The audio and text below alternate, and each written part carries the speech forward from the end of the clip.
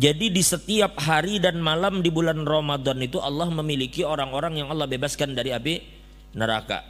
Dan kemudian setiap orang-orang Islam dalam setiap hari dan malamnya itu ada doa yang mustajab.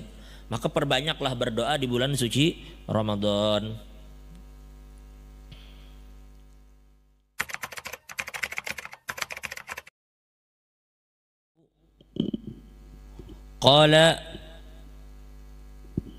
Qala Rasulullah sallallahu alaihi wasallam, as-salawatul khums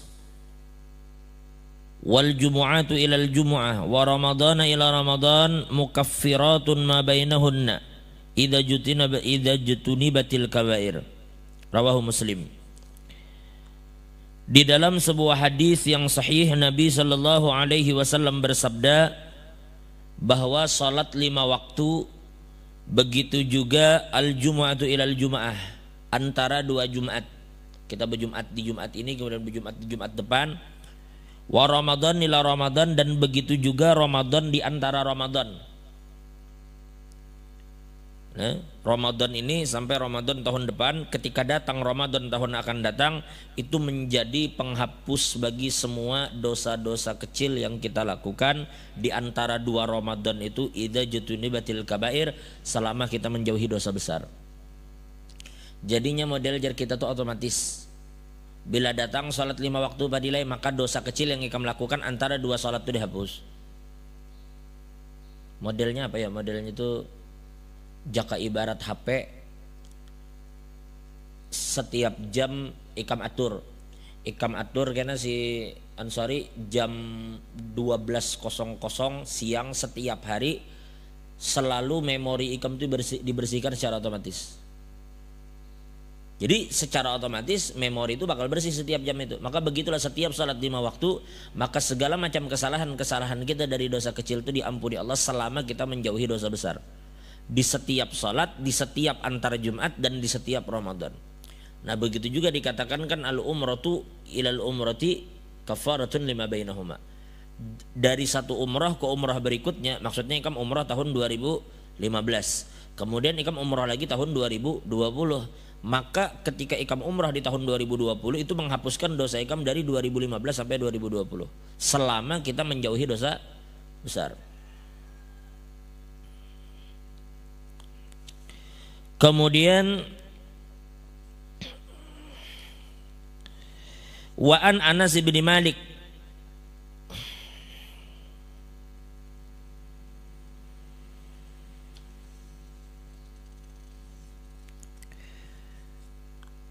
qala dakhala Ramadan, sungguh telah masuk bulan suci Ramadan. Faqala Rasulullah, kemudian Nabi bersabda mengenai Ramadan, inna hadha syahra qad hadarakum wa fihi laylatun khairun min alfi syahr man hurimaha faqad hurimal khair kullah wa la yuhramu khairaha illa mahrum.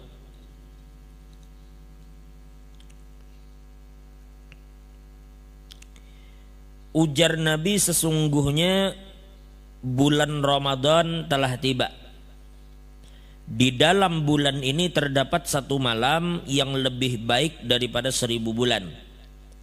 Man hurimaha, dan barang siapa yang terhalang sehingga dia tidak bisa mendapatkan kebaikan di malam itu, maka berarti dia telah terhalang dari segala macam kebaikan.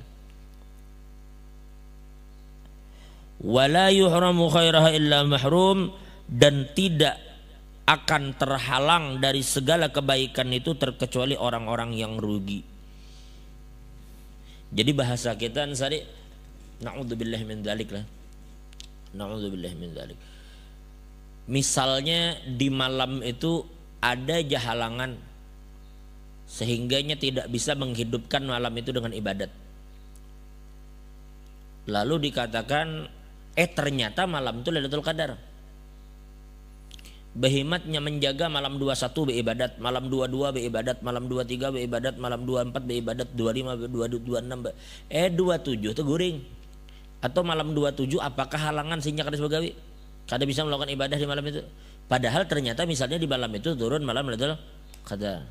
Maka perlu juga difikirkan apakah memang aku berhalangankah atau memang Allah menghalangi orang itu dari kebaikan tadi. Paham tuh maksudnya? Karena dikatakan di sini fala yuhramu khairan illa mahrum. Jadi pada dasarnya memang terhalang dari malam Lailatul Qadar itu. Makanya Habib Muhammad bin Lancak mengatakan begitu, bila ada kebaikan kemudian orang ramai jasirin berbondong-bondong mendatangi kebaikan itu, kita kenapa jadi ada aja terus halangan. Makanya Habib Muhammad perlu juga dipikirkan, apakah memang selama ini aku berhalangan atau memang Allah kadang menghendaki aku hadir ke situ. Makanya Habib Muhammad perlu kita meminta kepada Allah pertolongan supaya Allah mudahkan langkah kita untuk datang ke tempat-tempat yang baik.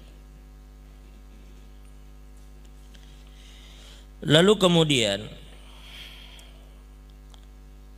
wa kharraja Ahmad wa Tabrani bi isnadin la ba'sa bihi an Abi Umamah radhiyallahu anhu qala an Abi Umamah 'anil Nabi qala lillahi inda kulli fitrin utaqa. Nabi sallallahu alaihi wasallam bersabda dalam sebuah hadis yang diriwayatkan oleh Imam Ahmad dan juga diriwayatkan oleh Imam Baihaqi dan diriwayatkan oleh Imam Tabrani. Nabi sallallahu alaihi wasallam bersabda, sesungguhnya di setiap waktu berbuka Allah memiliki orang-orang yang Dia bebaskan dari azab neraka. Dari utaqo orang-orang yang Allah lepaskan daripada azab neraka. Itu makanya lihat kenapa orang-orang yang hendak berbuka tuh mereka selalu berdoa. Asyhadu an la ilaha illallah astaghfirullah nas'alukal jannata wa na'udzu bika min sakhatika wan nar. Makanya doa itu selalu dikumandangkan, diulang-ulang. Asyhadu an la ilaha illallah sambil menunggu. Daripada nunggu berbuka karena yang digawi kan. Waktu berbuka masih sekitar 5 menit. Asyhadu an la ilaha illallah astaghfirullah nas'alukal jannata wa na'udzu bika min sakhatika wan nar. Kenapa kita baca doa nas'alukal jannah, ya Allah ulun meminta surga lawan pian. Wa na'udzu bika min sakhatika wan nar, dan ulun meminta perlindungan supaya ulun tidak mendapatkan kemurkaan pian dan ulun terhindar dari neraka. Karena memang di ketika waktu berbuka itu Allah membebaskan hamba-hambanya dari azab. Kita berharap mudah-mudahan kita dan keluarga kita beserta kaum muslimin termasuk orang-orang yang Allah bebaskan di waktu itu, gitu. Dan itu waktu yang mustajab kan.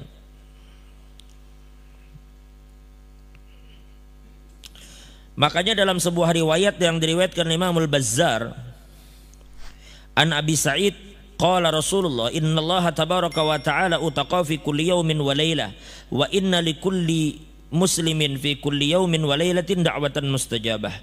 Jadi di setiap hari dan malam di bulan Ramadan itu Allah memiliki orang-orang yang Allah bebaskan dari api neraka. Dan kemudian setiap orang-orang Islam dalam setiap hari dan malamnya itu ada doa yang mustajab. Maka perbanyaklah berdoa di bulan suci Ramadan.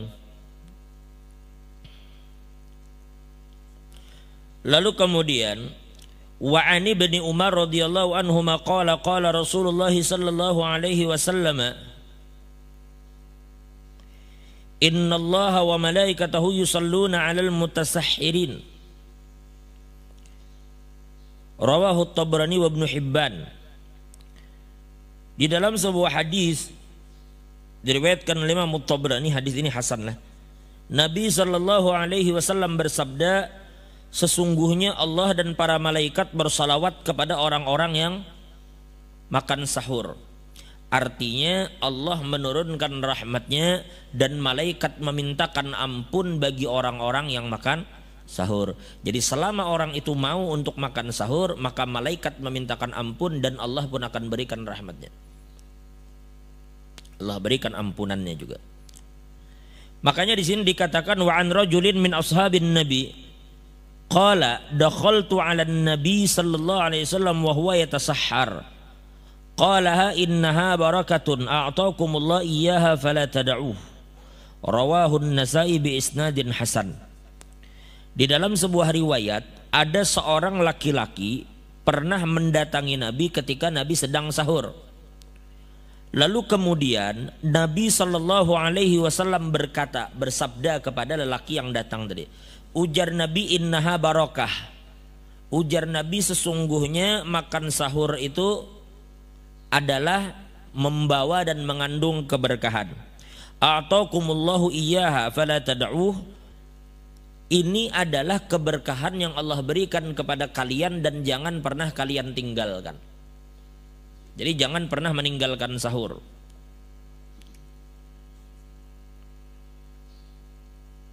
Walau bijur'ati, meskipun hanya dengan, maksudnya tuh kan kayak apa ya Ansari, kadang-kadang Ansari ada orang kayak itu, memang kita bisa kayak itu nah. Ada orang-orang begitu, inya makan memang jam 10 habis tarawih, katakan jadi kita tadi jam 10 misalnya selesai tarawih, inya nongkrong dengan kawan-kawan jam 10 sampai jam 11 makan banyak. Karena inya merasa sudah makan jam 10 malam kenyang perutnya, atau jam 9 malam, jam 10 malam inya makan perutnya kenyang. Lalu kemudian inya berpesan, aku kada usah dibanguni sahur jar. Aku banyak sudah tadi makan jam 9, jam 10. Jadi karena bilanya ajan subuh baru bangun. Nah ini maksudnya. Karena keberkahannya, nah kita kan tahu keberkahan itu ada di ketika sahur. Makanya dikatakan keberkahan itu fi salasah, al-barakatu fi salasah. Keberkahan itu ada pada 3 hal. Pertama fil jamaati, yaitu pada jamaah, salat berjamaah. Yang kedua fis sarit, yang ketiga fis suhur. Yang kedua sarit itu ya kita makanan macam daging dicampur dengan roti. Yang ketiga adalah apa tuh? Makan sahur. Itu membawa keberkahan. Maka makan. Kemudian wa'an Abi Sa'id Al-Khudri radhiyallahu anhu qala Rasulullah as-suhur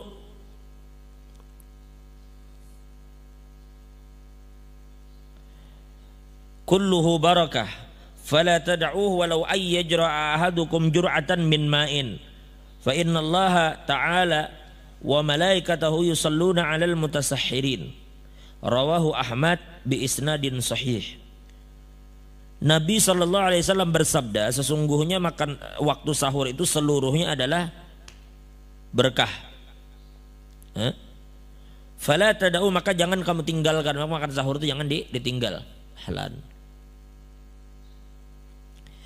Walau ayyajra'a ahadukum jur'atan min ma'in, sekalipun kalian hanya apa bahasa kita, meminum seteguk air.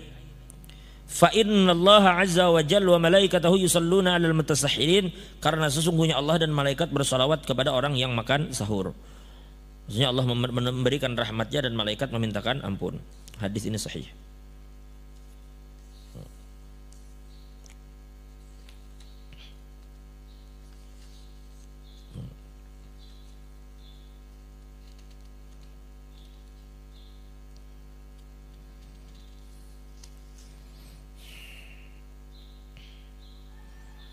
Jadi kita katakan adalah riwayat diriwayatkan Imam Tabrani. Jadi Imam Tabrani Nabi SAW bersabda al-barakatu fi salasah.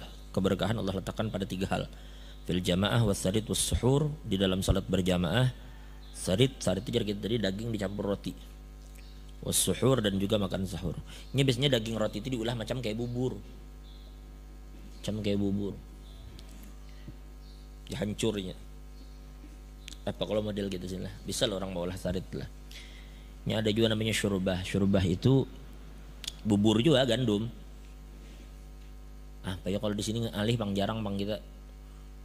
Namun di Jakarta mungkin ada, di Jakarta di rumah makan Arab itu ada namanya syurbah.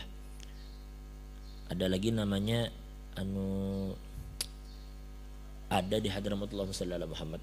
Namanya itu makanan dulu ketika kami hanyar datang, kami kan datang di akhir Sya'ban.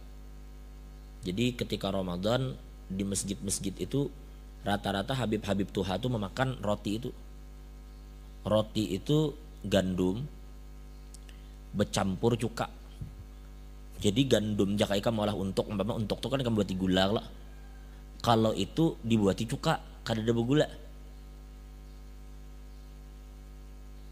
Pangarnya si Wahid nang hafal banget.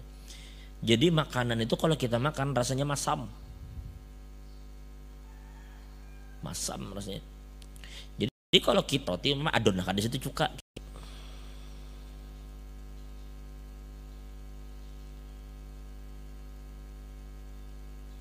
Laqad tsalitsah qala ba'da man adraka abawayhi al-kibar indahu aw adahuma falam yudkhilahu al-jannah qultu amin. Rawahu al-Hakim wa qala sahihul isnad. Di dalam sebuah hadis yang sahih yang diriwayatkan Imam Hakim, jadi suatu hari Nabi Muhammad pernah naik ke satu mimbar. Ketika naik di mimbar pertama, di tangga mimbar, jadi kita tangga mimbarnya kan tangga Nabi itu Nabi selalu naik sampai tangga yang ketiga. Itulah kenapa sebagian ulama tidak naik sampai ke tangga ketiga.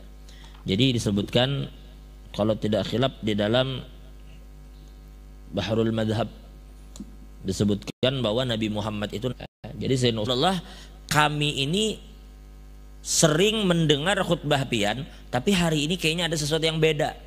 Setiap pian naik anak tangga, pian katakan amin, amin, amin. Ada apa sebenarnya? Nah itulah untungnya mereka hidup di zaman Nabi, sedikit-sedikit bisa ditanya.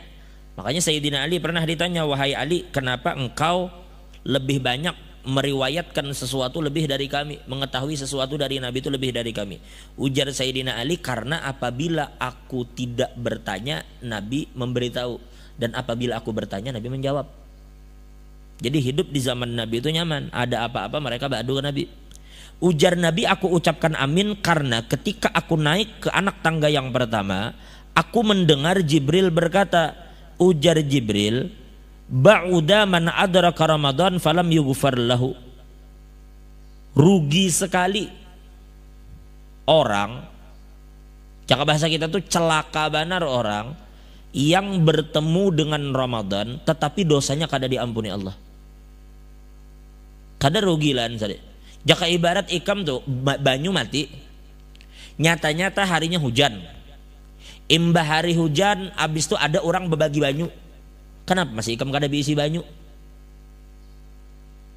Yang salah tuh kira-kira siapa gitu? Nah ini bulannya Allah beobral ampunan. Man qama ramadhana imanan wa ihtisaban ghufira lahu ma taqaddama min dhanbihi. Barang siapa yang menghidupkan malam Ramadan dengan ibadat, ujar Imam Nawawi maksudnya tarawih. Barang siapa yang sembahyang tarawih di bulan Ramadan, Allah ampuni dosanya yang telah lalu. Berarti harusnya ketika tarawih dosa kamu habis lah. Embah tu siang pulang, man soma Ramadhana imanan wa ihtisaban ghufira lahu ma taqaddama min dhanbihi. Barang siapa puasa di bulan Ramadan, Allah ampuni dosanya yang telah lalu. Jadi siang malam itu ampunan aja terus dari dosa. Kemudian lillah fi kulli fitr utaqa. Allah di setiap waktu berbuka, Allah memiliki hamba-hamba yang Dia bebaskan dari api neraka. Jadi banyak sekali, belum lagi orang-orang yang membukakan orang yang berbuka, belum lagi ini dan itu. Banyak momen-momen di bulan Ramadan ini yang dosa seseorang diampuni oleh Allah. Jadi kalau sampai di bulan itu nah inyak kada jua minta ampun, pabila lagi nya minta ampun. Paham maksudnya?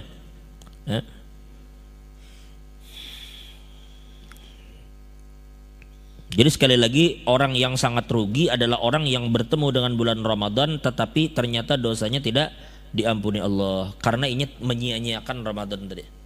Menyia-nyiakan Ramadan. Yang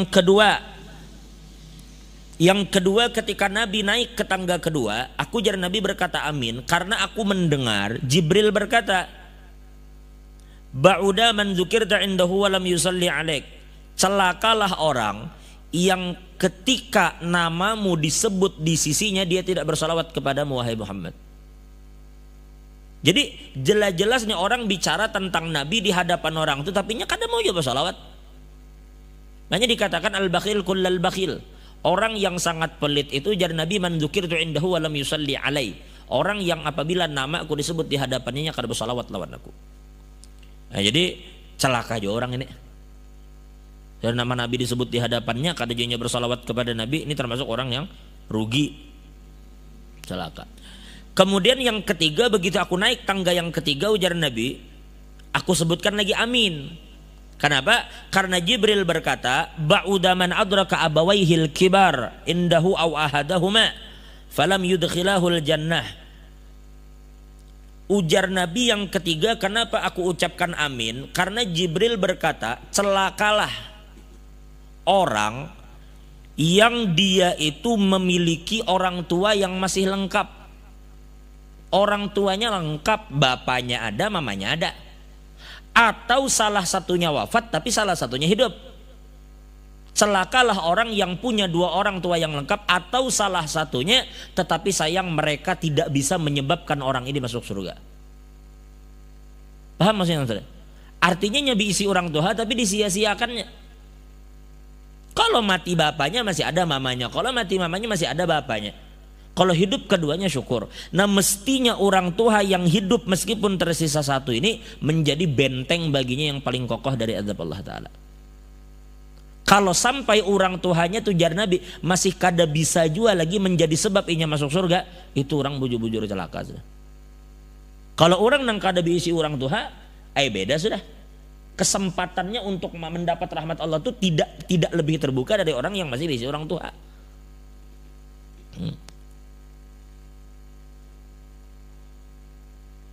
Sampai Nabi katakan amin.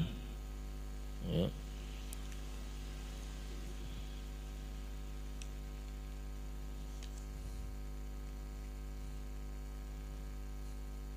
Orang Tuhan ini jar ulama min awsa'il bab, termasuk pintu yang paling luas yang memasukkan orang ke dalam surga. Wallahu a'lam bishawab.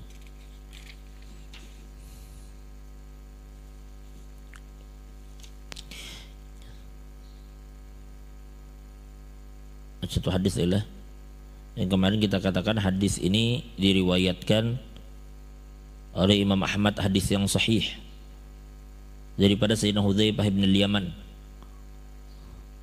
Jadi Nabi sallallahu alaihi wasallam bersabda, man qala la ilaha illallah khutima lahu biha dakhalal jannah. Barang siapa yang mengucapkan la ilaha illallah kemudian dia mati, masuk surga. Ya Allah. Kemudian dikatakan wa man shoma yauman ibtigha wajhillah khutima lahu biha dakhalal jannah. Barang siapa yang berpuasa sehari karena mencari keridhaan Allah, meskipun ini dulu Ramadan lah, apalagi Ramadan. Barang siapa yang berpuasa kemudian mati, puasa itu menjadi amal terakhir yang nyalaukan, dakhalal jannah, masuk surga ajar Nabi. Yang ketiga, wa man tasaddaqa bi sadaqatin ibtigha wajhillah khutima lahu biha dakhalal jannah. Dan barang siapa yang bersedekah dengan satu sedekah karena mengharap keridhaan Allah dan itu menjadi amal terakhir yang ia lakukan, lalu kemudian ia mati, makanya masuk surga. Ya mudah Allah ampuni. Jadi mudah Allah ampuni dosa kita di bulan Ramadan. Jadi banyak-banyak beristighfar di bulan Ramadan.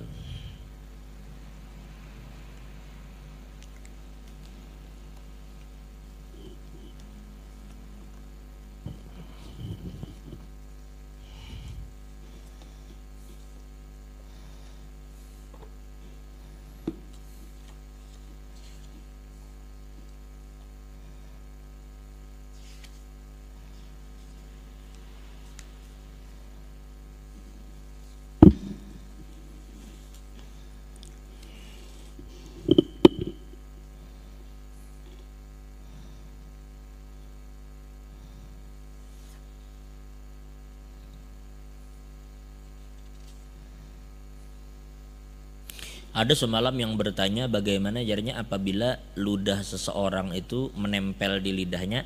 Jelas saya kan di lidah itu ada ludah kelak, ada mungkin gak ada, mana bisa kering.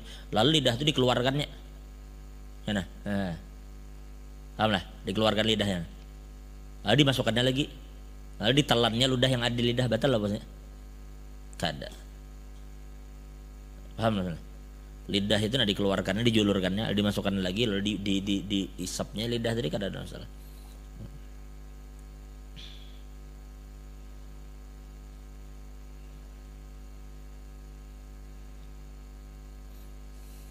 Kecuali ujar ulama orang yang mutalaib. Kalau orang yang memang itu pekerjaannya kasihan, inya ma anu jarum, harus sedikit-sedikit harus dianu jarum anu apa benang tuh sedikit-sedikit, malah merence manik jarang, paham malah merence manik. mau olah dompet manik. Tahu manik lah, Padil. Ibrahim tahu lah. Orang cek manik kan mau olah dompet barimin lah, mau olah nang kerajinan. Hari muatan lokal hari malah manik. Jadi kena stomat benang tuh supaya kalau masuk manik diisapnya kalau jangan diisapnya pulang. Nah itu kalau memang seperti itu jadi lama kasrul ihtiraz itu apa jadi kita termasuk perkara yang sulit untuk dihindari. Somat isap itu kan ada masalah, dimaafkan gitu. Kecuali mutalaib, jadi mutalaib itu karena ludah karena kesendok kumpul itu jorok bang tapi lah. Gitu. Kesimpulannya kalau ada ludah sebanyak apapun di mulut seseorang dia telan kada ada masalah. Terkecuali ludah itu sudah bercampur dengan sesuatu yang ajnabi, yaitu seperti darah. Nah, itu bisa dikeluarkan, diludahkan, dikumurkan apabila dia telan hukumnya batal.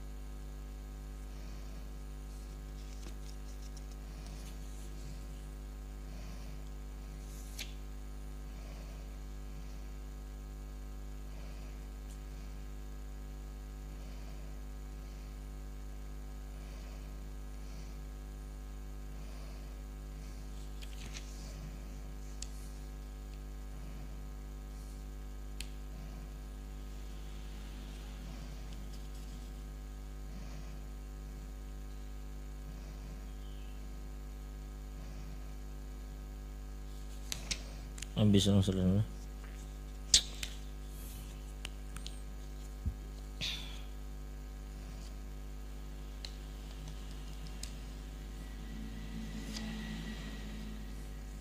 Nah kita katakan tadi yang bertanya mal hukmu idza sabaqahu al-ma'u min ghairi ikhtiyarihi fil madmadah wa mithluha fil istinsyaq. Apa hukumnya jika seseorang berwudu lalu kemudian dia berkumur-kumur lalu kemudian tertelan air wudu itu.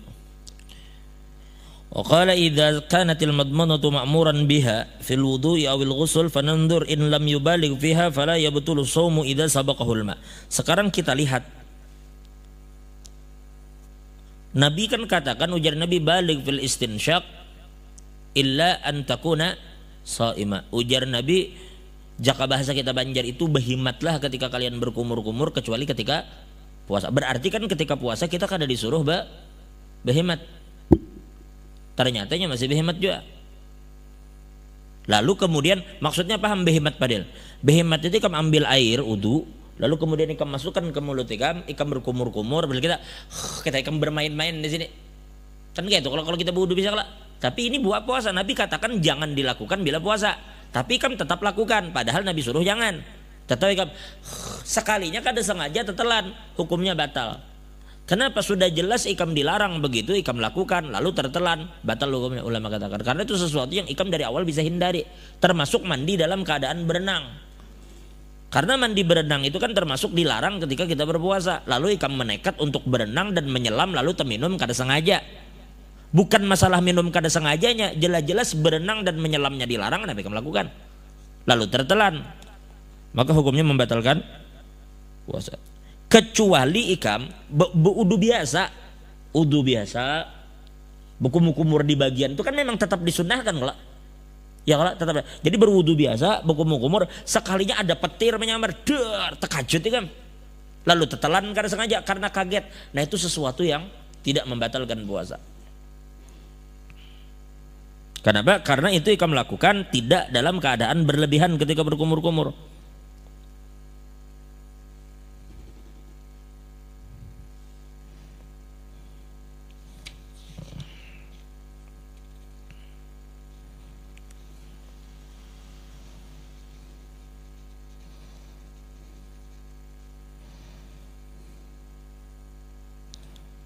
Wa in balagha fiha fayabtulu as-shaum idza sabaqahu al-mali anna al-mubalaghah makruha min as-shaim.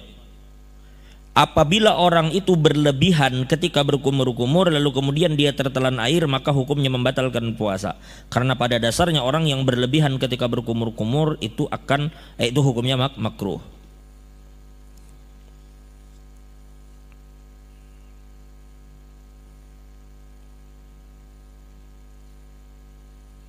Nah, kita katakan tadi Padil, kalau ada orang tertelan air tidak sengaja, misalnya kan berwudu lah, berwudu ini sunnah kada tetap berkumur-kumur, tetap sunnah selama tidak berlebihan kan.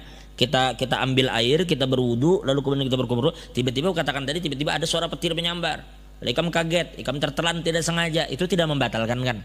Nah kalau itu tapi hanya berlaku apabila ada penyebab yang memang dianjurkan oleh syariat untuk melakukan itu.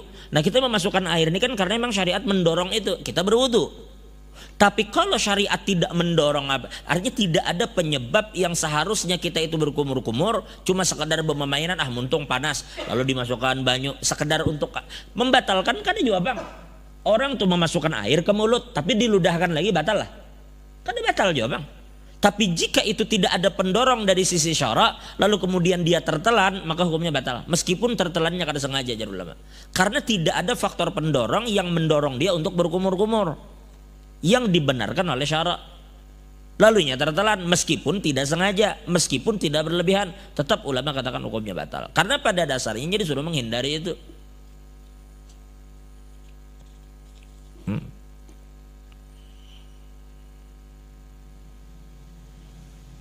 Baik.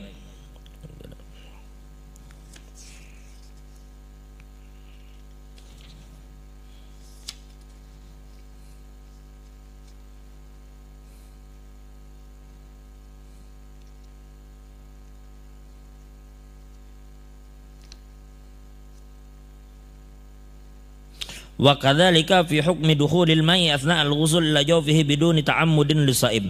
Begitu juga apabila ada air yang masuk ke dalam rongga tubuh seseorang ketika dia mandi, tetapi hal itu tidak disengaja, maka kita katakan idza kana al-ghuslu ma'muran bihi fardhan aw kaghusli janabatin aw sunnah kaghusli jum'atin fala yabtulu shaum idza igtasala bis-sabbi. Yaitu kita waya betul idza igtasala bil inghimas.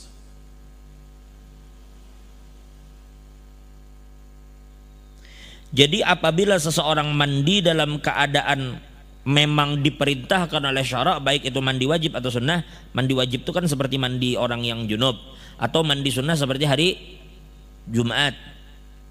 Lalu kemudian dia mandi, fala yabtulus shaum, maka kemudian tertelan air itu, maka tidak batal jika mandinya itu dengan cara jadi kita berkubui.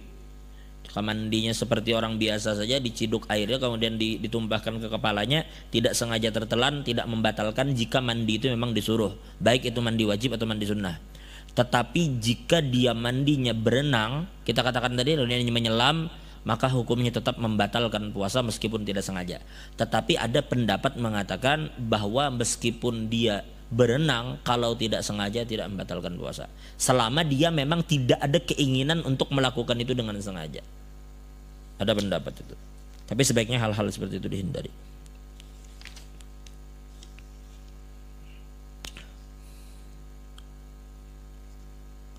Wa amma idza kana al-ghuslu ghairu ma'murin bihi, apabila seseorang mandi tetapi mandi yang tidak disunnahkan atau tidak diwajibkan secara syara, kaghusli tabarrud au tanzib, seperti orang mandi karena hanya merasa panas lalu ingin mendinginkan tubuh lalu mandi, faya betul shaum idza sabaqahu al-ma wa in lam yata'ammad sawa'un igtasala bis-sabbi aw al-inghimas.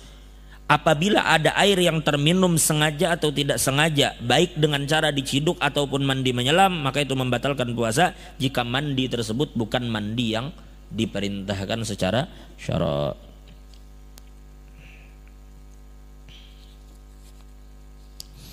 Ada yang ditanyakan saudara? Salah mandi. Hah?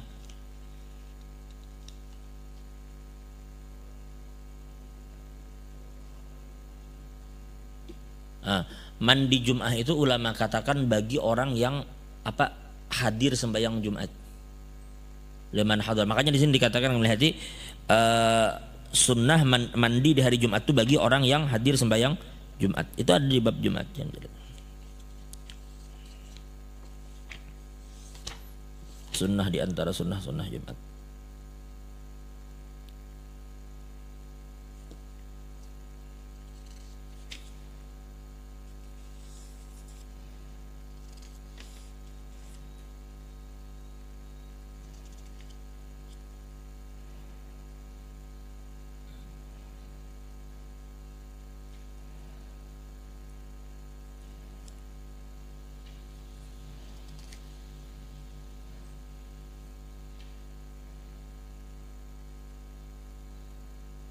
Makanya dikatakan di sini wal ghuslu yadkhulu bi tulu'il fajri wa yakhruju bil ya'si min huduril jumu'ati.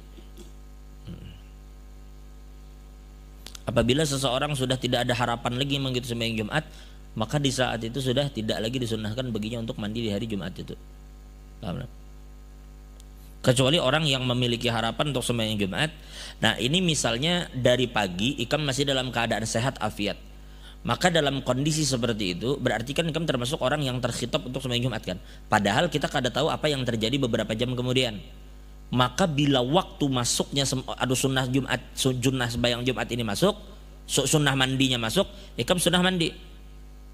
Paham lah? Padahal kalau logikanya dalam waktu sekian jam itu bisa aja ada hal-hal yang tidak terduga yang menyebabkan ikam tidak bisa sembahyang Jumat kan. Tetapi selama waktu mandi sudah diperkenankan, waktu mandi ini kan dikatakan di sini wa yadkhulu bitulu'il fajr. Sejak misalnya habis sembahyang subuh, ikam misalnya bersubuh berjamaah bulik untuk sembahyang subuh, selajur ikam mandi hendak begawi, di situ juga ikam mandi Jumat, kada masalah. Karena ketika masuknya mandi itu ikam termasuk orang yang terkhitab untuk berjumat, maka sunnah bagi ikam untuk mandi di hari itu.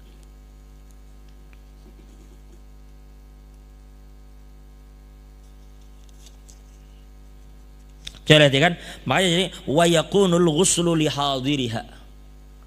Dan mandi itu disunnahkan bagi orang yang hadir sembahyang Jumat.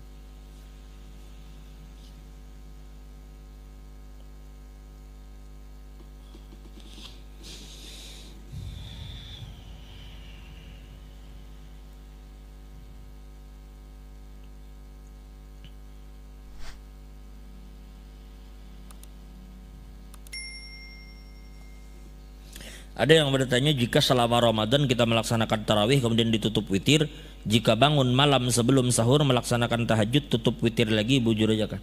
Jadi ketika kita melaksanakan sholat di bulan Ramadan, bolehlah kita laksanakan witir itu 2 kali boleh. Maksudnya ketika kita melaksanakan witir berjamaah dengan imam 3 rakaat ya, 2 rakaat sekali salam, lalu kemudian kita pulang ke rumah, kita tidur, lalu kemudian kita makan sahur, selesai makan sahur ada waktu sekitar setengah jam sebelum masuk waktu subuh, lalu kita laksanakan lagi witir 8 rakaat boleh. Terkait masalah cara ini cara yang dipakai di Hadramut. Cara yang dipakai di Hadramut. Cara sembahyang witir itu ulama katakan bisa saja dengan 3 rakaat kemudian ditutup dengan 8, paham lah? Jadi totalnya 11. Bisa juga dengan 3 rakaat kemudian kerjakan 1, kemudian kerjakan lagi 2, berapa totalnya? 4 sudah kalau tambah 4 8 baru 2 baru 1. Paham? Tetapi yang kami praktekkan di Hadramaut langsung saja kerjakan 8. Tidak ada masalah. Jadi Hadramautnya witir itu yaitu kita katakan 1 juznya 2 juznya dilaksanakan di salawat, di tarawih dan witir di yang pertama di 23 rakaat. Kemudian 1 juz lagi dikerjakan di 8 rakaat. Jadi totalnya dalam 1 malam itu minimal di sana dikerjakan sebanyak 39 1 rakaat dengan 20 tarawih dan 11 witir. Andai kata aja seseorang misalnya cuma tarawih saja kemudian tidak sholat witir, tetapi witirnya nanti di akhir malam, kan ada masalah. Karena pada dasarnya witir itu adalah sholat penutup. Adapun tahajud Bang Jar, nah pada dasarnya ingatlah tahajud itu apa gerang? Ulama ketika mendefinisikan tahajud, apa itu sholat tahajud? Pada dasarnya lah sholat malam itu tidak terbatas tarawih hanya 20. Andai katanya kamu kerjakan tarawih 30, 40, 50, 100 gak ada masalah. Dulu para ulama di Madinah itu sembahyang tarawih 36 rakaat. Makanya bahkan nih kami lihat di Saudi apabila 10 malam terakhir mereka melebihkan jumlah rakaat lebih dari 20. Sampai hari ini mereka lakukan terkadang. Jadi pada dasarnya tidak ada batasan sholat malam di ketika kita berada di bulan Ramadan. Makanya gue katakan sering Habib Umar bahkan di bulan Ramadan itu terkadang bila selesai beliau Darul Mustafa beliau akan datang ke masjid-masjid lain untuk melaksanakan kembali sholat tarawih. Jadi berkekuatan kita aja lagi. Nah, adapun sholat tahajud, definisi sholat tahajud adalah sholat yang kita lakukan ketika kita bangun dari tidur. Ketika bangun dari tidur, lalu kita terbangun, lalu kemudian tiba-tiba di malam itu kita melaksanakan sholat sunnah. Maka sholat sunnah yang kita lakukan meskipun di niat tidak ada sholat tahajud, otomatis sholat itu menjadi sholat tahajud, paham lah? Ikam bangun tidur, lalu kemudian ikam melakukan sholat. Maka sholat yang ikam lakukan di malam itu otomatis menjadi tahajud. Sekalipun tidak akan mengatakan usolli sunnat tahajud, tetapi saat tahajud itu nama bagi sholat yang dilakukan ketika seseorang bangun dari tidurnya, maka itu dinamakan sholat tahajud.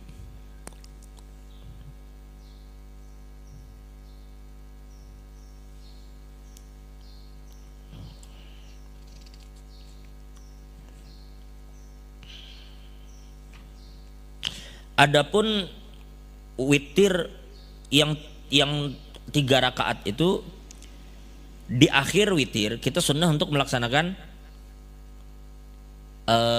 kunut kan di 15 hari terakhir bulan Ramadan dalam mazhab Imam Syafi'i. Tetapi ulama katakan seandainya itu dilakukan dari awal Ramadan karena ada masalah, tetap disunnahkan meskipun dari awal Ramadan. Karena kita katakan kemarin berdasarkan ada satu pendapat dari Sayyidina Muhammad al-Baqir, beliau katakan beliau bawakan riwayat bahwa terkadang kunut itu dilakukan di setiap salat yang jahriyah. Bahkan Sayyidina Al-Habib Umar Abdurrahman Waladil Akhilab beliau selalu melaksanakan kunut di setiap salat. Itu juga Habib Ahmad bin Hasan Al-Abtas. Makanya di Hadramaut kadang-kadang habis salat asar pun mereka kadang kunut. Apalagi keadaan-keadaan seperti ini bagus saja kalau kita berdoa kunut. Adapun riwayat-riwayat kunut kita akan bicarakan nanti pada babnya bab kunut. Dan ini kan jangan heran apabila tiba-tiba ada pendapat ulama yang mengatakan bahwa kunut itu dilakukan sebelum ruku. Karena ada riwayat yang kuat, yang sangat kuat bahkan yang mengatakan bahwa para sahabat mereka melakukan kunut terkadang sebelum ruku. Jadi pendapat itu ada dan pendapat itu sangat kuat.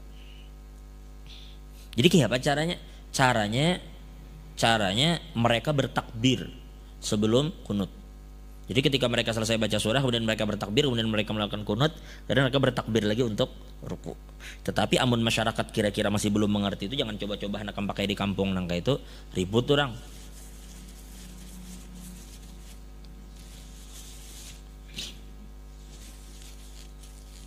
Udah lagi ya, udah kan.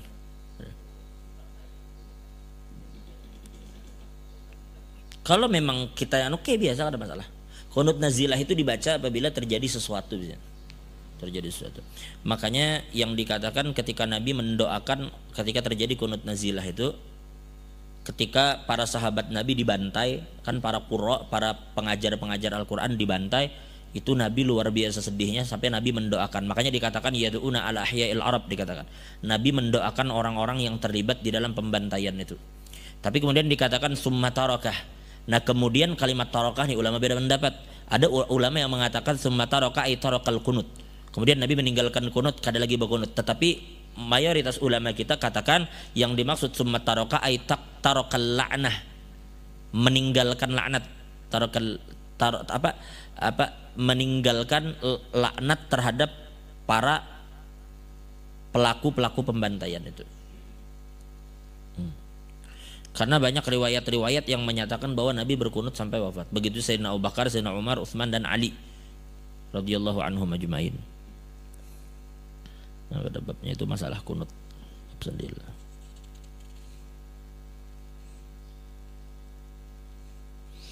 Saya bekerja masuk sore. Dia yang bertanya, saya bekerja masuk sore hari, jadi saya mandi di sore hari untuk masuk kerja di bulan puasa, apa hukum pahala? Kan ada masalah. Tidak ada masalah seseorang mandi di waktu siang atau di waktu sore, apalagi karena tuntutan pekerjaan. Kita bekerja misalnya shiftnya kena shift sore sampai malam, sebelum berangkat tentunya kita mandi, kan ada masalah. Selama kita berhati-hati ketika mandi dan jangan sampai ada sesuatu yang, dan mandi seperti biasa, mandi dengan gayung semacam, kan ada masalah. Dan tidak mengurangi pahala puasa. Yang mengurangi pahala puasa itu dan bahkan menghilangkannya, bukan hanya mengurangi tetapi menghilangkan pahala puasa, menggibah, menggosip, mengadu domba, memfitnah sebagainya, nah itu menghilangkan. Tapi kalau hanya sekedar mandi di bulan Ramadan, ada yang bertakun segala, kalau nangis bang bulan Ramadan hilanglah pahala. Kada ada urusan menangis di bulan Ramadan, pun kada membatalkan. Itu bahari kita lagi kekanak. Bilanya nangis ya batal puasa, kada, kecuali ikam nangis banyu mata itu ikam kinum. Nah itu bakal batal. Namun ikam hanya menangis saja kada ada masalah. Jelas lah. Ada yang bertanya jam berapa batas sholat tahajud? Batas sholat tahajud adalah sholat malam yang dilakukan ketika bangun tidur dan berakhir waktunya dengan masuknya sholat subuh. Ya, sampai sekitar tahajud jam 3, jam 2, ketika kita tidur jam 9 malam lalu terbangun jam 3 subuh, kita laksanakan tahajud, atau jam 4 atau setengah 4 tidak ada masalah sebelum masuknya waktu subuh. Kemudian ketika sholat puasa di bulan Ramadan terkumpul air liur yang banyak, apakah haram ketika diminum liur itu dalam sholat? Manu liur sendiri kada haram. Liur kita kumpulkan, sengaja kamu kumpulkan sampai sehibak muntung telan, haram lah, kada haram, cuma jorok. Amun haram kada haram, menelan liur tidak membatalkan puasa.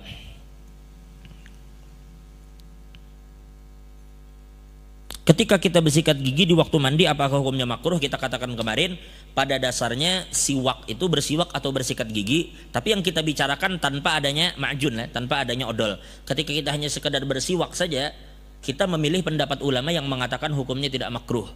Karena pendapat yang mengatakan makruh, yang dikatakan istaku fil ghudah wala tastaku fil ashi. Bersiwaklah kamu ketika pagi dan jangan bersiwak di waktu sore. Itu pendapat itu riwayat ulama katakan jelas hukumnya lemah, dhaif, dan kada bisa dijadikan hujjah. Kemudian yang kedua yang dikatakan la khaluf famis shaim atyabu indallah min rihil misik, bahwa bau mulut orang puasa itu lebih Allah sukai dibanding bau misik. Di kalimat itu tidak ada pernyataan yang menyatakan bahwa bersiwak hukumnya makruh. Itu menunjukkan ujar ulama bahwa selama ini bau mulut yang sebagian orang dianggap jijik dan segala macam, itu kamu jangan berkecil hati. Maksudnya, ketika kamu berpuasa bau aroma mulutmu berubah, kamu jangan kecewa, jangan berkecil hati, karena bau itu di sisi Allah lebih harum daripada misik. Tapi bukan pernyataan yang menunjukkan bahwa bersiwak itu makruh. Kenapa? Karena kemarin di riwayat-riwayat jelas kita katakan bahwa bersiwak di waktu Ramadan itu Nabi lakukan. Coba kita lihat di dalam riwayat dikatakan, riwayat daripada Amir bin Rabi'ah, ujar Amir bin Rabi'ah, ra'aitu Rasulullah SAW mala uhsi, aku sering melihat Nabi, artinya tidak terhitung aku melihat Nabi, kana yatasawwaq wa huwa shaim, Nabi Muhammad itu bersiwak sedangkan sidin masih dalam keadaan berpuasa. Ini hadis isnadu hasan, kama qalahul Imam Ibnu Hajar wa kadzalika qalahu Tirmidzi. Ini hadis riwayat Imam Ahmad, Abu Daud, wa Tirmidzi, wa Daruqutni wal Baihaqi, bahwa Nabi bersiwak ketika puasa. Jelas lah. Dan pada dasarnya Nabi kan katakan dalam sebuah hadis, laulam asyqa ala ummati la amartuhum bisiwak inda kulli shalah. Ujar Nabi, laula an asyqa ala ummati, seandainya aku tidak memberatkan umatku, aku pasti akan perintahkan mereka untuk bersiwak setiap kali sholat. Sedangkan sholat itu sekali aja dong. Kalau kita Ramadan paling subuh aja Itu kan subuh kan mungkin aja sebelum masuknya subuh kita sudah bersiwak. Berarti kan gak ada masalah. Pastikan sholat yang kita temui ini justru zuhur dengan asar. Dan semuanya sholat itu setelah zawal. Zuhur setelah zawal, asar setelah zawal. Maka berarti menunjukkan bahwa pada dasarnya hukumnya sunnah ketika seseorang berpuasa dan bersiwak. Hukumnya tetap sunnah, tidak makruh. Adapun ketika kita bersikat gigi menggunakan odol, apakah hukumnya makruh? Ulama pun mengatakan tidak makruh, hukumnya jawaz. Tidak bisa kita katakan itu menghilangkan bau lalu makruh. Tidak, menghilangkan bau itu tidak makruh. Karena pada dasarnya bau itu kada hilang. Karena bau itu tidak bersumber dari mulut. Bau itu bersumber dari asam lambung yang naik. Biar kayak pekam bersikat gigi, bau itu kada bisa hilang. Hanya sekedar menekan, tapi menghilangkan kada. Sehingga kesimpulan ulama, boleh bersikat gigi ketika kita berpuasa, kada ada masalah. Bersiwak tetap hukumnya sunnah. Karena umumnya dalil bersiwak itu sunnah dan Nabi pun bersiwak ketika berpuasa.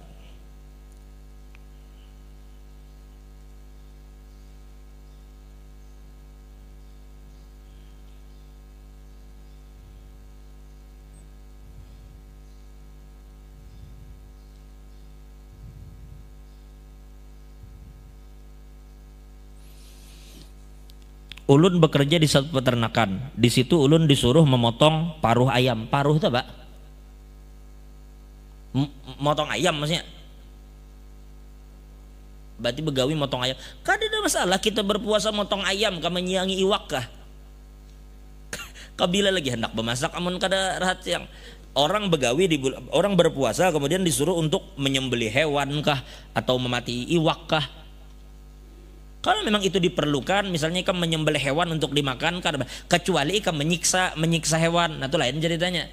Jadi kalau memang ikan menyembelih hewan karena hewan itu akan dimakan ketika berbuka atau dijual, kada ada masalah. Meunjun bulan Ramadan haram belajar, kada ada masalah. Selama kita lakukan hal-hal itu untuk mencari rezeki, kada ada masalah. Karena itu bukan sesuatu yang dilarang dalam syara'.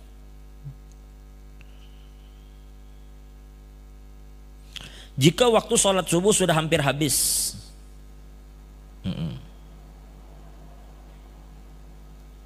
oh ini sama. Jadi ada pertanyaan, apakah sholat qobliyah itu bisa dilakukan setelah sholat? Bisa dilakukan setelah sholat?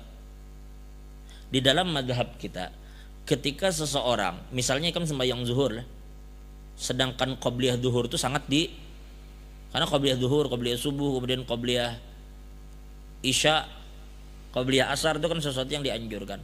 Ketika kita tidak melaksanakan sunnah qobliyah di saat itu, apakah boleh kita melaksanakan qobliyah setelahnya? Boleh lah, boleh. Paham lah, boleh. Kam sembahyang zuhur, lalu kemudian sembahyang zuhur ini kam kada qobliyah, kam kerjakan ba'da zuhur, boleh, kada ada masalah. Sembahyang sunnah yang rutin kita lakukan boleh diqodho, ulama katakan boleh. Ikam melakukan sembahyang sunnah, lalu kemudian sembahyang sunnah itu tertinggal, ikam qodho. Pertama ujar ulama hikmahnya, karena seseorang itu biasanya apabila sudah rutin mengerjakan sesuatu, lalu sesuatu yang dikerjakan itu tertinggal, itu biasanya berlonggar kan jadinya. Jadi untuk menjaga diri ikam tetap dalam keadaan semangat menjalankan sunnah itu, maka ulama katakan kalau kita mampu yang sunnah tadi diqodho, qodho. Itu membuat jaka bahasa Banjar itu rasa cangkal kita tuh kada berkurang. Dan ulama kita begitu, banyak ulama-ulama kita yang apabila mereka sakit, semua wirid-wirid yang mereka tidak baca di sakit mereka bayar. Padahal pada dasarnya kada wajib juga, bang, kada dibaca kada apa juga. Selama orang itu istiqomah lalu kemudian ternyata dia mendapatkan udzur karena sesuatu, pada dasarnya Allah akan tetap berikan baginya pahala seperti orang yang istiqomah melakukan itu. Tetapi itu mereka menganu nafsu mereka, supaya jangan sampai nafsu ini merasa kalau kayak itu ada uzur-uzur model kayak diringan-ringan kan. Mereka tidak begitulah. Makan sahur dalam keadaan junub, ulama mengatakan sunnah hukumnya seseorang mandi junub sebelum masuk waktu subuh. Di dalam mazhab kita Syafi'i sunnah hukumnya mandi wajib sebelum subuh. Paham lah? Kalau misalnya selesai sahur kemudian masuk waktu subuh, berarti sudah waktu berpuasa. Kalau baru kita mandi wajib, sahlah puasa. Kalau kita bicara sah saja. Cuma ulama mengatakan sunnah sebelum subuh. Memang ada riwayat Nabi Muhammad pernah mandi junub ketika sudah masuk waktu subuh. Ada riwayat itu menunjukkan bahwa berpuasa sah-sah saja jika mandinya kita lakukan di waktu junub. Tetapi ulama katakan apabila kita dalam keadaan junub dan kita kedinginan belum bisa mandi saat itu, lalu kita ingin makan, ulama katakan setidaknya kalau kita tidak mandi berwudu. Karena sebagian ulama katakan mandi ketika junub itu yurisul faqar, bisa menyebabkan orang menjadi fakir. Jadi sebaiknya kalau memang kita junub lalu ingin makan belum bisa mandi, berwudu dulu. Berwudu ketika kita junub itu. Baru makan. Mandinya bang meskipun menunggu adzan subuh kada ada masalah, puasanya sah-sah saja. Berkumur ketika puasa, ketika mau sholat kada masalah kalau berkumurnya itu berwudu kan, tetap disunnahkan karena Nabi katakan balik fil istinsyaq illa an takuna shaima. Berkumur-kumurlah ketika kamu berwudu dan apa ajar kita behimat bahasa Banjarnya. Behimat itu apa sih bahasa Indonesianya? Ya ibarat air tuh banyak-banyak masukkan kecuali berpuasa. Nah kalau berpuasa jangan. Kalau berpuasa secukupnya aja sedikit di mulut, habis itu langsung buang.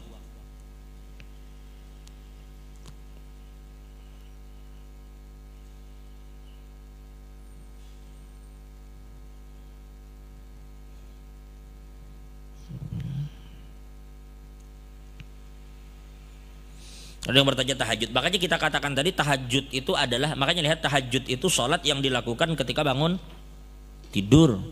Ketika bangun tidur. Kalau belum guring bang, kalau belum guring kita boleh lakukan sholat witir. Kenapa? Karena Sayyidina Abu Hurairah itu mengerjakan sembahyang witir sebelum tidur. Karena Nabi yang mewasiatkan. Sayyidina Abu Bakar itu biasanya, bukan Sayyidina Abu Bakar, Sayyidina Abu Hurairah. Sayyidina Abu Hurairah itu melaksanakan sholat witir sebelum tidur. Jadi kalau kita takut, justru sholat yang paling dianjurkan dilakukan di malam hari itu adalah sholat witir. Nah, karena sholat witir itu ketika ditinggalkan terdapat berbagai macam ancaman kan. Dikatakan autiru ya ahlal Quran. Dikatakan man lam yutir falaisa minna. Jadi justru sembahyang yang ditakutkan tertinggal itu harus witir. Jadi ada yang bertanya kalau takut tertinggal ketika kita tidur takut kada terbangun, laksanakanlah sholat itu sebelum tidur. Makanya Sayyidina Abu Hurairah melaksanakan sholat witir itu sebelum tidur. Habis sholat isya kita lakukan witir boleh lah? Boleh. Kalau kita takut tidak terbangun di akhir malam. Adapun tahajud kita katakan tadi sholat tahajud itu adalah sholat yang dilakukan seseorang ketika bangun dari tidurnya. Apapun jenis sholatnya kalau kita lakukan bangun tidur namanya tahajud.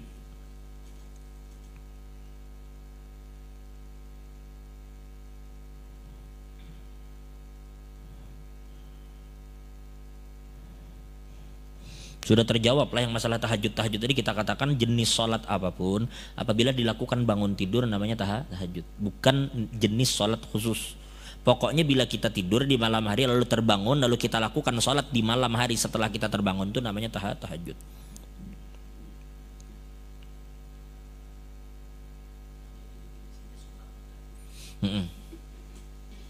Sholat yang kita lakukan ketika bangun dari tidur.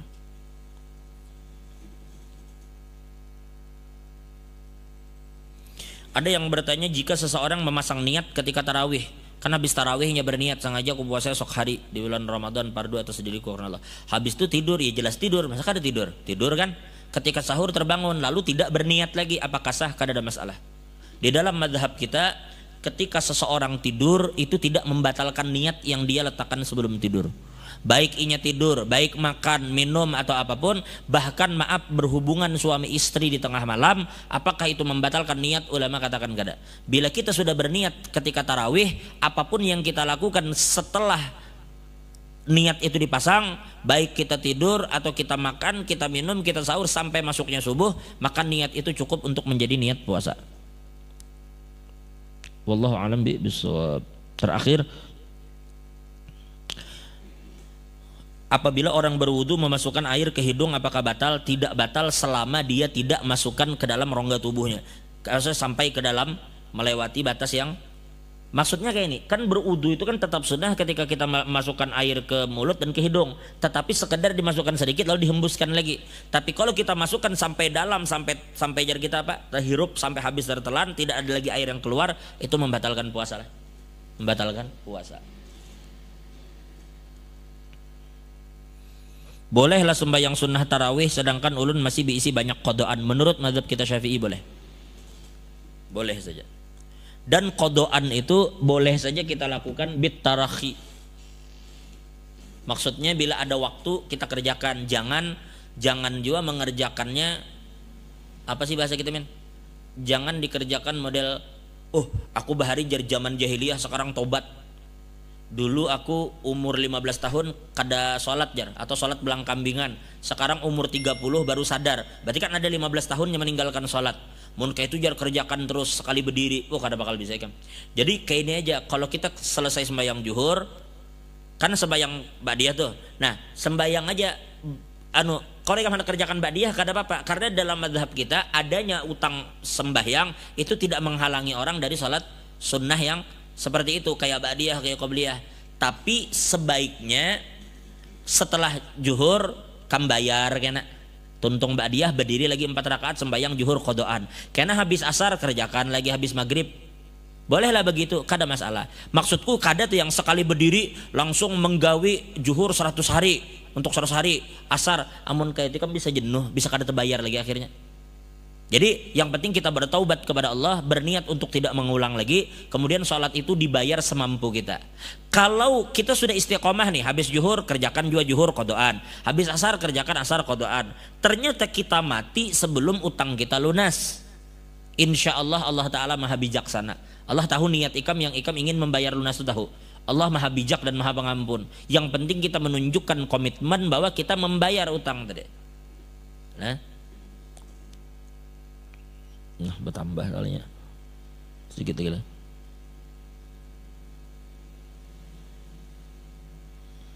Sudah telah. Jadi boleh saja sholat tarawih di dalam mazhab kita boleh. Tapi jangan heran, memang di dalam mazhab lain ada yang mengatakan selama orang masih utang puasa maka dia tidak boleh melakukan sembahyang sunnah. Ada memang pendapat itu. Tapi dalam mazhab kita Syafi'i diperbolehkan macam qobliyah dan ba'diyah. Dan sholat-sholat yang dianjurkan seperti tarawih.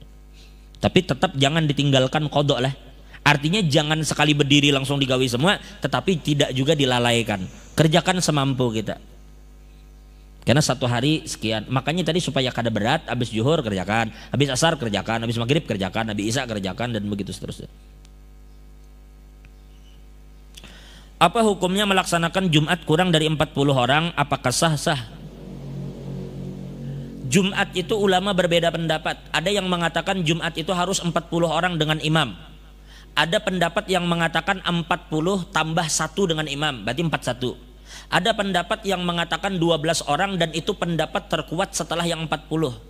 Pendapat yang 40 itu terkuat di dalam mazhab kita. Adapun yang 12 orang itu dipakai dalam mazhab Imam Malik, 12 orang. Boleh. Ada pendapat yang mengatakan 4 orang. Bahkan ada pendapat mengatakan 2 orang. Ulama berbeda pendapat di situ.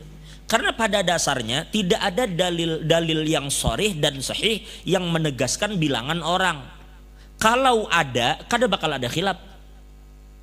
Jadi semua itu berawal kisahnya ketika Nabi sembahyang, lalu ada tiba-tiba orang membawa dagangan, datang dari sebelum membawa dagangan, lalu para sahabat ini keluaran melihat itu. Lalu tertinggal beberapa orang saja bersama Nabi. Nah, beberapa orang yang bersama Nabi itu ada yang mengatakan jumlahnya 40, ada yang katakan 12. Cuma tidak pasti berapa orangnya. Sehingga bolehkah sembahyang Jumat hanya dengan kurang dari 40 orang? Di dalam mazhab Malik memperbolehkan 12 orang. Apakah wajib digawi lagi sembahyang zuhur setelahnya? Ya ulama berbeda pendapat. Dalam mazhab Syafi'i selamanya kurang dari 40 dianggap tidak meyakinkan, ada ulama sembahyang zuhur lagi. Tetapi kalau memang ikam yakin sembahyang 12 rakaat 12 orang itu sah, kada perlu lagi sembahyang zuhur. Dan andai pun tidak sembahyang zuhur kada masalah. Coba lihat di sini. Bahkan andai kata ikam kerjakan hanya dengan 4 orang.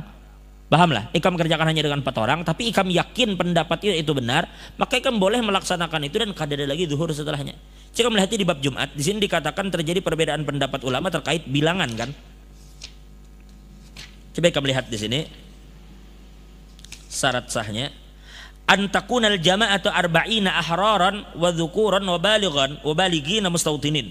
Lalu di sini dikatakan waqtalafal ulama fil adat alladzi tan'aqidu bihil jum'ah ala 14 qaulan. Ulama terpecah menjadi 14 pendapat. Bahkan ada ulama yang mengatakan sembahyang Jumat itu boleh hanya dilakukan oleh satu orang. Ayo ada nang gitu. Wa huwa qaul Ibnu Hazm. Cuma kita kadang kalau kayak itu siapa nang khutbah siapa nang dengar. Berarti minimal kita katakan isnani kal jama'ati wa huwa qaulun na'i wa ahlul zahir. Ada ulama yang katakan boleh berdua, di antaranya Imamun Nakhai wa ahlul zahir. Wa isnani ma'al imam. Berarti dua dengan imam. Wa huwa qaul Abi Yusuf. Abi Yusuf ini adalah sahabat Abu Hanifah dalam mazhab Abu Hanifah, qadhi Abu Yusuf. Wa Muhammad wal Lith. Muhammad bin Hasan. Ada juga yang mengatakan salah satu ma'al imam, boleh bertiga dengan imam. Wa huwa qaulu Abu Hanif wa huwa qaulu Abi Hanifah wa Sufyan Tsauri. Al Imam Sufyan Tsauri dan Sufyan Abu Hanifah mengatakan boleh bertiga. Jangan ikam kira Imam Sufyan Tsauri ini orang yang tidak takut kepada Allah lah. Imam Sufyan Tsauri ini dalam riwayat ketika beliau berbuka puasa, beliau tidak akan berbuka kecuali dengan air hujan apabila air hujan itu ada. Jadi Imam Sufyan Tsauri itu apabila hujan beliau ditadah air hujan, lalu disimpan. Untuk apa? Digunakan untuk berbuka. Supaya apa? Supaya beliau memastikan bahwa aku berbuka puasa dengan sesuatu yang halal. Coba. Berarti dia orang yang sangat wara', sangat berhati-hati dalam agama. Tetapi beliau memperbolehkan sembahyang Jumat itu hanya 3 orang dengan imam. Pendapat itu ada. Wa kadzalika yajuzu bis sab'ah, boleh juga sembahyang Jumat itu dengan 7 orang. Wa huwa qaul Ikrimah. Wa kadzalika tis'ah. Wa kadzalika 12, begitu juga boleh 12 orang ma'al imam. Wa huwa qaul Malik. Ini pendapat Imam Malik. Ada yang mengatakan 12 ghairal imam, 12 tanpa imam. Berarti 13 dengan imam pula. Ada yang mengatakan 20 orang. Ada yang mengatakan 30, ada yang 40 dengan imam. Wa huwal mu'tamad fil madhhabil Imam Syafi'i. Ini pendapat kuat dalam mazhab Syafi'i, 40 dengan imam. Tapi ada juga yang mengatakan pulang 41 dengan imam. Tetapi kada sampai di situ. Berkata Imam Ahmad bin Hanbal fi riwayatin khamsun, 50 orang bahkan. Ada yang mengatakan 50 orang. Nah, kalau kamu umpat ini pulang kurang kita 40. Karena riwayat ini diriwayatkan dari Sayyidina Umar bin Abdul Aziz. Kalau ada riwayat mengatakan samanun. Ada yang mengatakan bijam'in katsirin bighairi hasar. Kesimpulannya kalau kita bicara bilangan ulama beda pendapat. Kesimpulannya ulama sepakat Jumat wajib. Tapi berapa bilangan orang yang diperbolehkan dan sah Jumat itu ulama beda pendapat. Seandainya ada orang mengatakan bolehlah hanya dengan 12 orang saja, boleh, kada ada Bapak. Kada masalah. Kita kita ada kan? Nah, esok kita biar kurang orang ada apa-apa aja.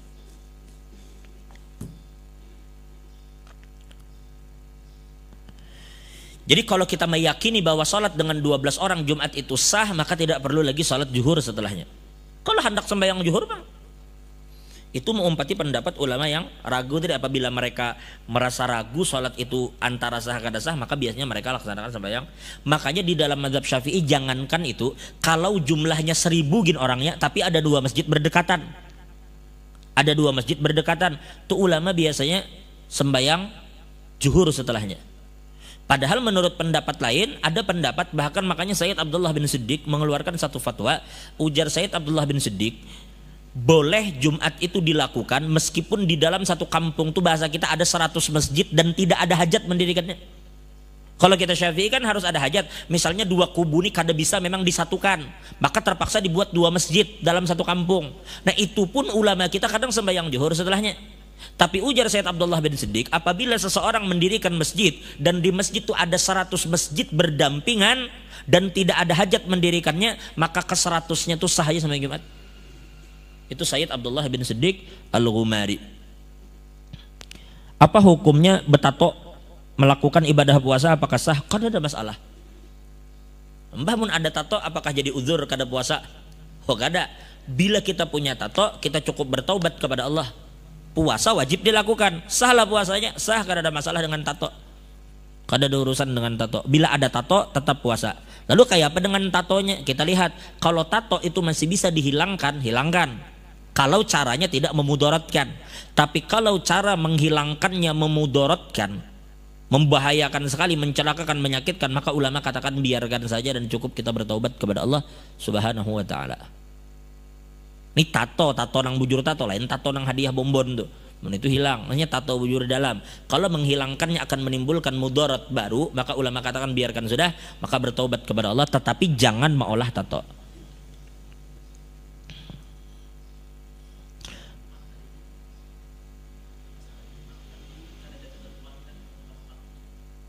Di dalam ada Allah semalam, makanya lihat yang waktu bubuhannya dengan Habib semalam kalau dalam boleh jadi pendapat mengatakan kenapa salah. Meskipun ada kita fi khitatil bilad. Pada dasarnya musola kita itu hukumnya hukum karena kayak ini. Makanya lihat di Darul Ilmi itu kan masjid masjid ghaira jami karena mereka kalau sebut musola, kalau kita ke hadram misalnya, mereka akan sebut musola itu misalnya kita ke warung. Lalu di warung itu kan karena masuk waktu zuhur orang hendak sholat, maka mereka siapkan satu ruangan supaya bila orang hendak sholat di situ. Tetapi bukan tempat yang memang dibangun siang malam 5 waktu orang melakukan sholat, mereka sebut itu masjid.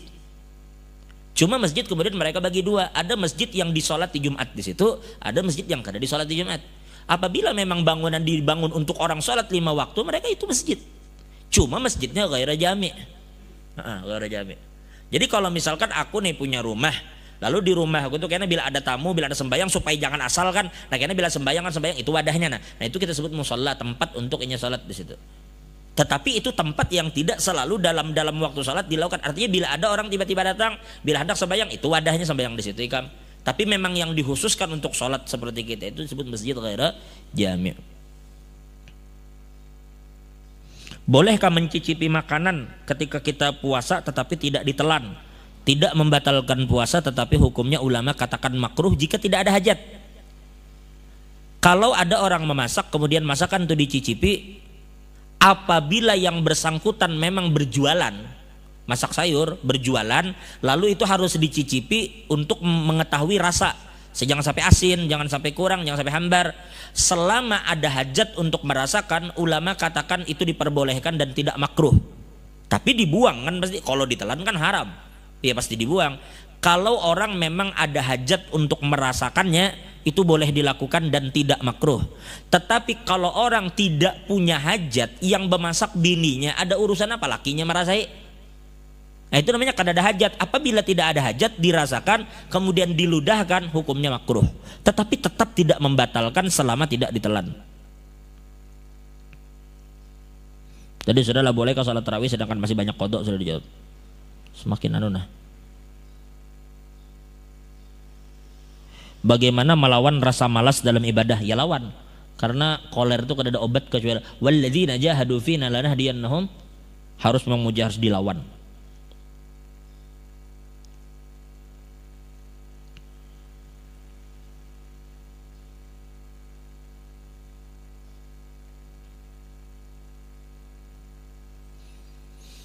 Kalau orang tertinggal misalnya tarawih bersama imam, lalu kemudian dia salat bersama imam, dia datang imam sudah mengerjakan tarawih 4 rakaat, berarti dia temui bersama imam hanya 16 rakaat kan? Boleh aja kita tambah setelahnya dengan 4 rakaat, kada ada masalah. Apakah kita berjamaah dengan orang lain atau kada ada masalah. Tapi kita kerjakan jumlah kita 20 rakaat. Apakah boleh kita membayarkan kodoan salat orang lain sedangkan kita masih ada kodoan? Nah ini apa pulang kita membayarkan kodoan orang pun kita masih bisa utang? Kada, utang kita yang wajib dibayar. Karena pada dasarnya kita tidak memiliki kewajiban membayarkan kodoan orang. Yang kita wajib bayar itu kodoan kita. Jangan membayarkan kodoan orang sedangkan kita punya utang. Jadi bayar kodoan kita sendiri. Kalau ada orang sakit selama puasa lalu meninggal, apakah wajib kita bayarkan fidyah puasa? Ya kalau memang sakitnya itu sakit yang memang ujar ulama yang tidak ada harapan sembuh, berarti kan orang ini memang bukan orang yang diwajibkan berpuasa. Apabila orang itu memang orang yang tidak diwajibkan berpuasa, maka inya membayar apa? Fidyah. Maksudnya kayak bukan tidak diwajibkan, puasa itu wajib, cumanya kada mampu, paham lah?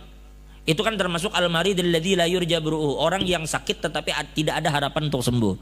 Lalu kemudian dia meninggal, kita bayarkan fidyah, kita bayarkan fidyah.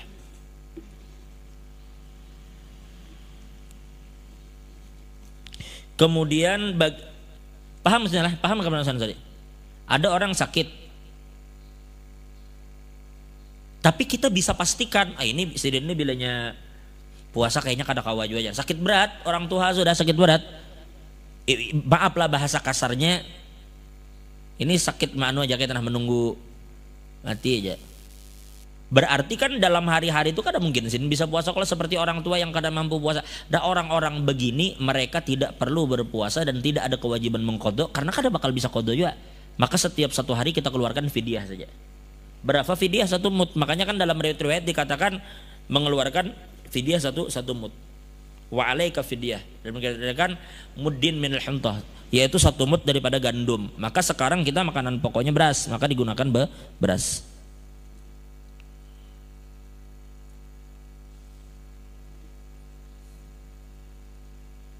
Yaitu ada yang bertanya bagaimana langgar. Sebenarnya beginilah. Kita tuh lah, apa gerang bedanya? Langgar yang kita bangun itu kan memang untuk sholat. Emang khusus kalau. Maka hukumnya sekarang kalau itu kada dijumati, tetap namanya masjid, cuma kada disebut dengan masjid jami. Itu aja bedanya. Sekarang namanya apa? Kalau makanya kan pergi kalau ke negeri-negeri Arab tuh mereka kada ada istilah itu. Ya mereka tetap sebut itu masjid. Coba lihat di sekitar Masjidil Haram itu adalah masjid, ada beberapa masjid di situ, tapi dijumatilah kada. Ngerti lah itu? Nah, karena bila ada di bangunan-bangunan yang memang di situ tidak dibuat permanen dan tidak dikhususkan untuk orang sholat pada dasarnya, nah itu mereka sebut itu dinamakan mereka musola tuh gitu. Tapi kalau memang itu dibuat khusus dan memang dianukan 5 waktu, ada imam khusus beja, itu namanya masjid, paham lah? Jadi hukum masjid berlaku di situ. I'tikaf di situ boleh. Sekalipun sunnah hukumnya memang i'tikaf itu di masjid jami. Tapi di masjid biasa boleh lah i'tikaf, boleh, kada masalah. Dan masjid itu mana dikatakan ujar saya Saleh, masjid itu berlaku hukumnya sejak kita niatkan itu menjadi masjid. Misalnya aku ada diisi tanah, ku ulah pondasi, aku niatkan nih kuwakafkan sebagai masjid. Maka sejak aku nyatakan itu masjid, hukum masjid berlaku. Jadi kada ada batasan ini akan berlaku hukum masjid bila sudah bangunan sekian persen, kada. Berarti sejak itu orang-orang haid kada boleh lagi berdiam di situ. Meskipun ini hanya bersifat pondasi. Karena tidak ada batasan sesuatu itu dikatakan masjid. Kalau pang bilanya disebut masjid bila sudah bahatap ada anu baru disebut kada. Begitu ingin niatkan itu masjid, hukumnya masjid. Maka berlaku kehormatan masjid saat itu. Masalah membayar zakat fitrah kita akan bahas karena pada waktunya. Karena zakat fitrah itu kalau kita bicara afdal, jelas afdal zakat fitrah itu fi waktil ujub lah, khurujan anil khilaf. Karena yang paling afdal membayar zakat fitrah itu adalah mengikuti Nabi. Nabi Muhammad itu membayar fitrah setelah subuh sebelum Id. Setelah subuh sebelum Id kalau ingin mengikuti Nabi. Tapi kalau yang kita bicarakan yang lebih kira-kira bermanfaat bagi orang miskin, ya sekarang pian timbang aja. Kira-kira orang miskin perlu juga lainnya menukar sesuatu kesian di hari raya. Kalau begitu segerakan saja. Kesimpulannya zakat fitrah itu sudah boleh dikeluarkan sejak awal bulan Ramadan. Hari ini nah kita berzakat fitrah boleh, sudah kada ada masalah. Tapi wajib lah sudah belum, saat ini belum wajib.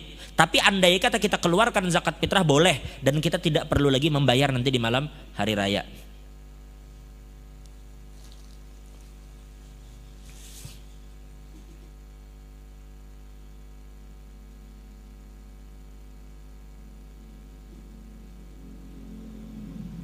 Mengisahkan orang kalau nih, apa hukumnya kita puasa tetapi mengisahkan orang? Puasanya sah tapi pahalanya habis kedada. Apabila kita puasa menceritakan orang, aib orang, puasanya sah tetapi pahalanya hilang dan berdosa jelas. Karena Nabi katakan apa? Man lam yada qaulaz zur wal amala bihi falaisa lillahi hajah fi ayyada ta'amahu wa syarabah.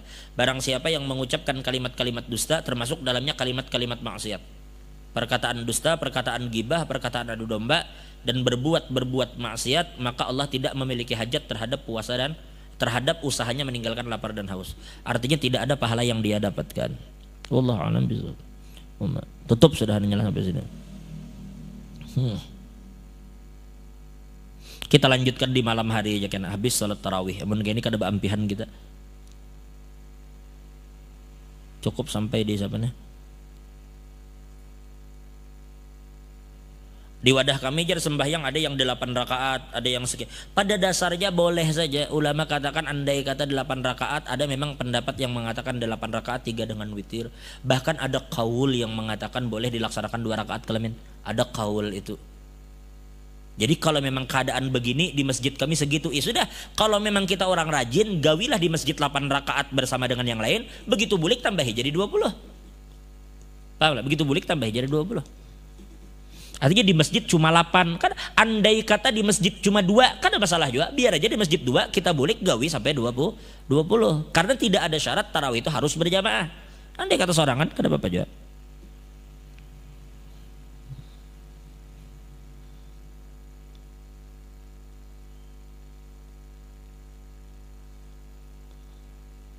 Apabila aku ingin melakukan perjalanannya kurang lebih 12 jam, apakah puasa harus dilaksanakan? Itu kembali ke yang bersangkutan. Kalau dia keluar sebelum subuh, dia boleh tidak berpuasa. Kalau dia berangkat sebelum subuh dan jarak perjalanannya lebih dari 80 kilo, berangkatnya sebelum subuh, boleh kada puasa. Tapi kalau yang bersangkutan itu merasa mampu, hendak terus berpuasa lebih afdal. Jadi kalau jarak perjalanan lebih dari 2 marhalah, lebih dari sampai perjalanan 100 kilo, 200 kilo, boleh lainnya tidak berpuasa. Pada dasarnya boleh, ulama katakan, karena memang diberikan udzur. Ya kan? Karena orang sakit, orang yang safar boleh tidak berpuasa. Dengan catatan tuh ulama katakan dia berangkat safar sebelum subuh. Kalau setelah subuh dilaksanakan, menurut mayoritas ulama dalam mazhab Syafi'i, kalau dia baru berangkat jam 10 pagi, dia tetap wajib puasa, kecuali di tengah jalan dia mendapatkan uzur yang dia tidak bisa pikul lagi. Nah itu lain cerita. Tetapi menahan hukumnya tetap wajib. Karena pada dasarnya saat itu dia tetap puasa, karena di waktu subuhnya masih mukim, belum musafir. Jam berapa waktu isyraq? Kalau jam kita kada bisa tentukan. Pokoknya jam isyraq ada aja sudah ditetapkan di waktu ada aja waktu isyraq. Kalau jam berubah-ubah setiap hari, berubah-ubah.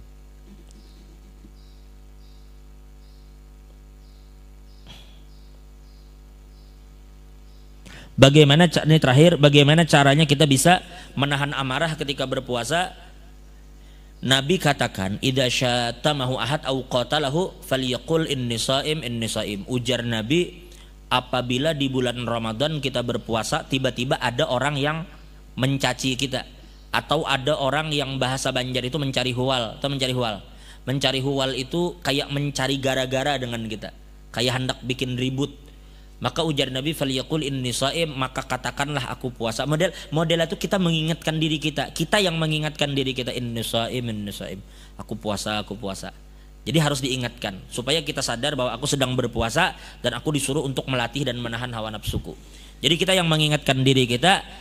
Dan ingat, sebenarnya tidak hanya bulan puasa, karena Nabi mengatakan ketika seorang sahabat berkata, ya Rasulullah ausini, ya Rasulullah beri saya wasiat.